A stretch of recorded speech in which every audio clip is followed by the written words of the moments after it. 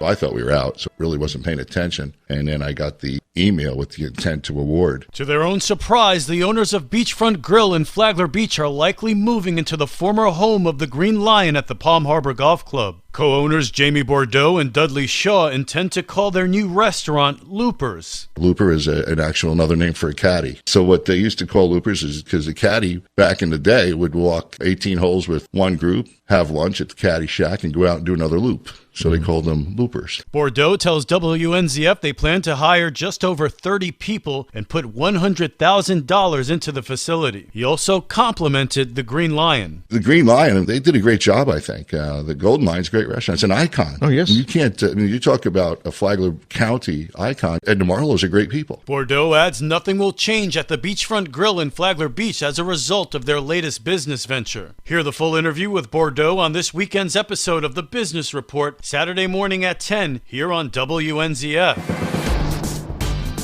This local news is a service of Flagler County's Toyota dealer, Beaver Toyota US 1 St. Augustine, here to wow you. It was another busy weekend for Flagler County Sheriff's deputies. Sheriff Rick Staley says there were more than 800 calls for service and deputies made 15 arrests.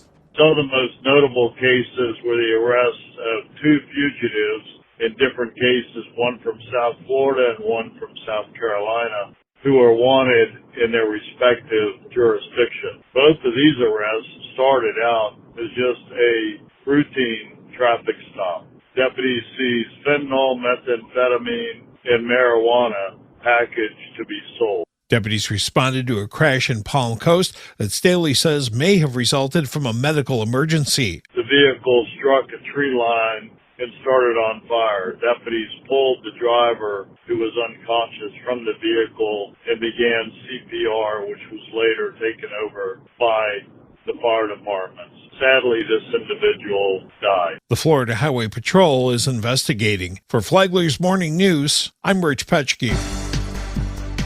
A team from the Palm Coast Fire Department is helping with emergency operations in the wake of Hurricane Ian. The Palm Coast Fire Department has deployed 4 members to Southwest Florida to assist with emergency operations in the areas impacted by Hurricane Ian. Advanced Life Support Engine 232 deployed as part of an engine strike team to assist in answering 911 calls in Collier and Lee counties. Both counties are among the hardest hit by Hurricane Ian. Palm Coast Battalion Chief and soon-to-be Fire Chief Kyle Berryhill. We had a specific need for paramedics who could do a transport function, which isn't a function that we do traditionally, even though we have the same training as those who do, and we have folks who have done it in their previous life. And one of our battalion chiefs said, I don't know if we can risk a firefighter, but if I go, we got some ways we can cover that a little bit. I'm willing to go and do that job. And so he has been a part of taking special needs shelters back to places where they can be taken care of. They've stood up a hospital. The Palm Coast Fire Department is a member of the statewide Emergency Response Plan, SERP Region 3. When any part of the state needs assistance due to a large-scale incident, additional assets can be requested through SERP. For Flagler's Morning News, I'm Karen Johnson.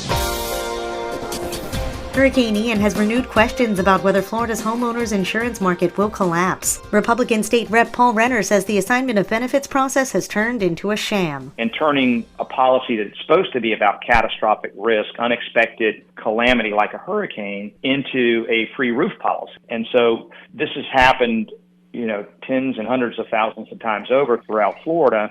And so they're misusing a historical right to assignment to get people free roofs, and they approach it by, look, we'll take care of it, we'll get you a free roof. Don't you want a free roof? Well, everybody wants a free roof. Renner says legislators are working on bipartisan solutions that shore up the industry and protect homeowners. This has become an epidemic, and so we're trying to get the genie back in the bottle through a series of reforms. I strongly suspect, I know, we'll have further reforms to be made, both on perhaps the litigation front, but also on the consumer protection front, as we watch the response to Ian, to make sure that we're making adjustments that protect homeowners, protect Floridians, and make sure that they're protected in a storm.